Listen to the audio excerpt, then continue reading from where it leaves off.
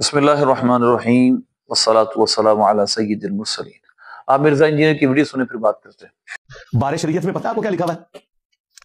بار شریعت میں مفتی امجد علی صاحب لکھتے ہیں، جو احمد بریلوی صاحب کے خلیفہ ہیں۔ انہوں نے نماز کا جب چیپٹر آیا نا تو انہوں نے کئی احادیث لکھی، نماز کی یہ فضیلت، نماز کی یہ فضیلت، رکوع کی یہ فضیلت، قیام کی، سجدے کی، یہ سارے فضائل۔ آپ حیران ہو گئے، نماز کا طریقہ نہیں انہوں نے لکھا اس میں۔ فقہ کی کتاب ہے، نماز کا طریقہ نہیں، حدیثیں انہوں نے فضائل پہ لکھی۔ اس کے بعد وہ لکھتے ہیں نوٹ، یہ احادیث لکھنے کا قطعاً یہ مقصد نہیں کہ ہم احادیث سے نماز کا طریقہ بھی ثابت کریں، وہ کام ہمارے بزرگوں نے بہت پہلے کر دیا ہوا ہے، اس لیے ہم وہ والی حدیثیں یہاں نہیں لکھ رہے، طریقہ ہم ڈائریکٹ لکھیں گے۔ دیکھو طریقہ ڈائریکٹ لکھا ہے اور آگے پیچھے دیا کہ رکوع میں سبحان ربی العظیم پڑھنا چاہیے، اتحیات پڑھنی چاہیے، وہ حدیثیں تو لکھا ہے، کیوں کہ پتہ سی انہوں نے، اور بخاری مسلم کی حدیثیں لکھی ہوئی ہیں، لیکن انہیں پتہ تھا بخاری مسلم میں نماز کا طریقہ تمہارا ہی نہیں ہے، لہذا انہوں نے کہا جی ٹھیک ہے جی بلی مار دو نالی۔ مرزا انجینئر نے صاحب بہاری شریعت کے بارے میں یہ بات کہی ہے، انہوں نے فضائل میں حدیثیں لکھی ہیں لیکن طریقہ نماز بیان نہیں کہا، کہ طریقہ نماز ہمارے سلف ثانی بیان کر چکے، یعنی احادیث سے ثابت کر کے۔ ایک کامن مین، ایک لے مین کے لیے کیا ہونا چاہیے، یہ ویڈیو بڑی اہم ہے۔ مرزا انجینئر نے ڈی ٹریک کیا ہے یہ سبق دے کے لوگوں کو کہ خود حدیث سے نماز سیکھو، خود سیکھو، جبکہ ہمارے سلف نے، صحابہ تابعین سے لے کر کسی نے ایسا نہیں کیا، سب نے استادوں سے سیکھا، سب نے علم کسی استاد سے سیکھا، پھر اس کو صحیح سمجھ آئی، اور جس نے ایسا کیا استاد کو چھوڑا اس نے فرقہ بنایا۔ واصل بن عطا معتزلی تھا، حضرت حسن بصری رحمۃ اللہ علیہ کی مجلس سے الگ ہوا، ایک مسئلے میں اختلاف کر کے پورا فرقہ کھڑا کیا اس نے معتزلہ، جس طرح آج مرزا انجینئر ایک پورا فرقہ کھڑا ہے۔ ایک نظم و نسق ہوتا ہے، اس نظم و نسق کو برقرار رکھنا بڑا ضروری ہوتا ہے۔ ہر عوام میں آپ قانون پاکستان ہر عوام کے ہاتھ میں دے کر اس کو وکالت کے لیے جج کے سامنے کھڑا کیوں نہیں کرتے؟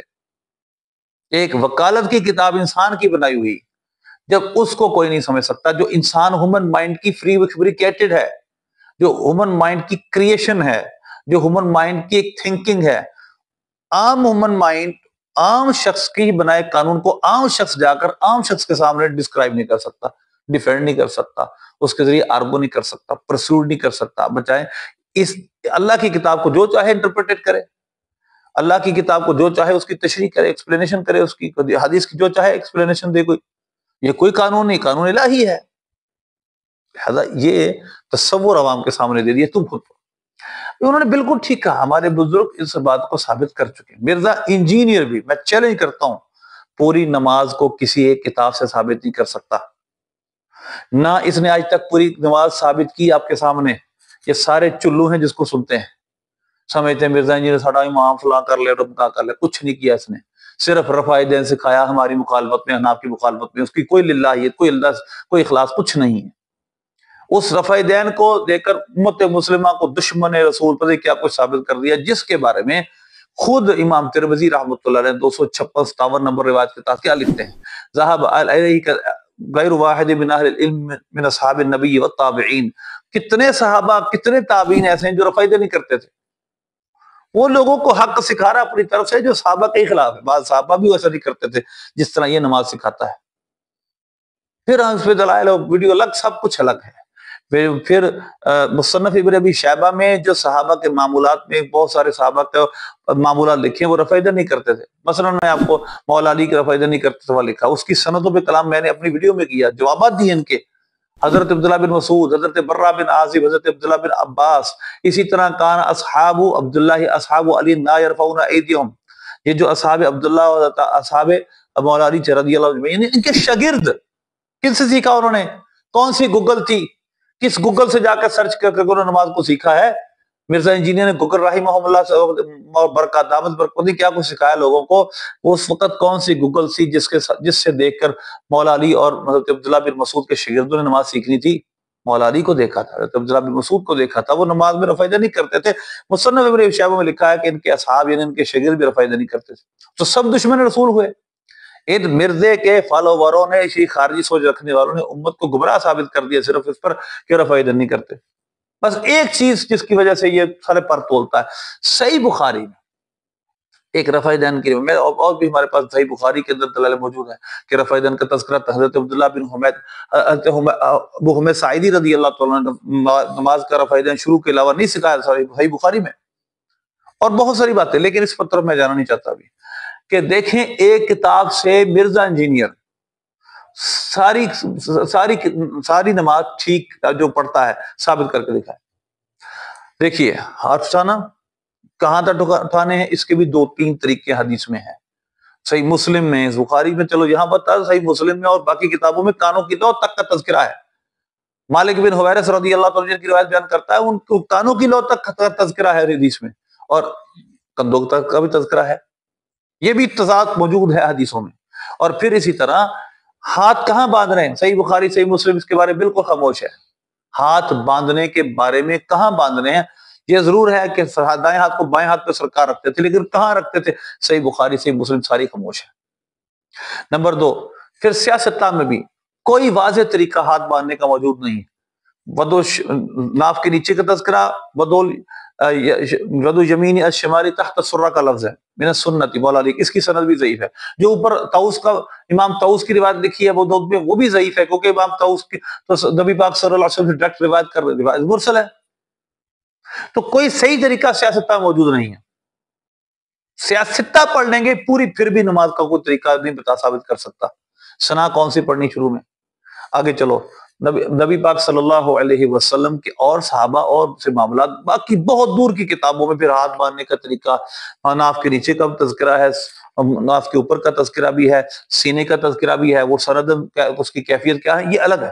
تو ایک عام شخص اگر یہ ساری حدیثوں کا مجموعہ اصولوں کے بغیر پڑھ لے گا پھر بھی وہ آخری نتیجے تک نہیں پہنچ سکتا. مرزا جی پھر بھی وہ آخری نتیجے تک نہیں پہنچ سکتا کہ وہ کون سی نماز پڑھے.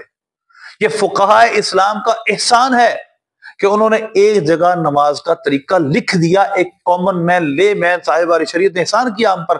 ایک کامن مین جس کے پاس اتنا ٹائم نہیں، وہ صرف اس طریقے کو دیکھ لے. اب ذرا غور کیجئے گا یہ لوگوں کو کیا سکھا رہا ہے.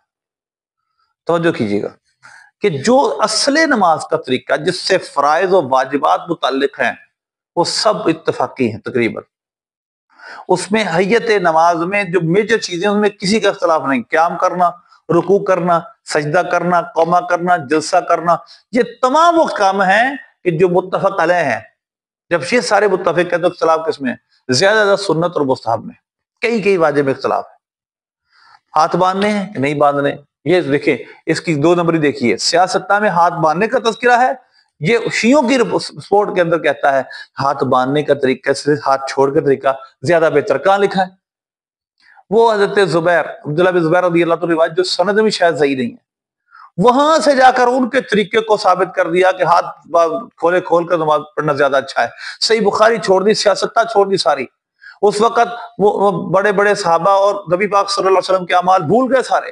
اس وقت رسول اللہ صلی اللہ علیہ وسلم کو دشمن قرار نہیں دیا اس کو جو ہاتھ چھوڑ کے نماز پڑھتا ہے، بلکہ اس کو صحیح کہہ دیا. بھائی یہ نفسیات، یہ نفسانی خواہشات ہیں، جس طرف چاہو، جس چیز کو چاہو موڑ دو. تو لہذا اس کے پیروکاروں سے میں کہتا ہوں یہ صاحب بہاری شریعت کا اور فقہائے اسلام کا احسان ہے کہ ایک عام بندہ جو مزدوری کرتا ہے، جو لے مین ہے، جو دین سے زیادہ واقفیت نہیں رکھتا اور زیادہ وقت نہیں دے سکتا، اس کے لیے ایک جگہ طریقہ لکھا ہوا مل جاتا ہے. وہ سارا طریقہ مرزا جی کم از کم اس طریقے کے اندر جو فرائض و واجبات ہیں وہ اتفاقی ہیں. کم از کم اس کو یہ پتہ چلتا تھا قیام کیسے کرنا، رکوع کیسے کرنا، سجدہ کیسے کرنا. صرف اختلاف کی چیزوں میں زیادہ، سنت میں، مستحب میں. تو آپ امت کو کس طرف لے جا رہے ہیں؟ فقہائے اسلام نے، صاحب باری شریعت نے فضائل لکھے.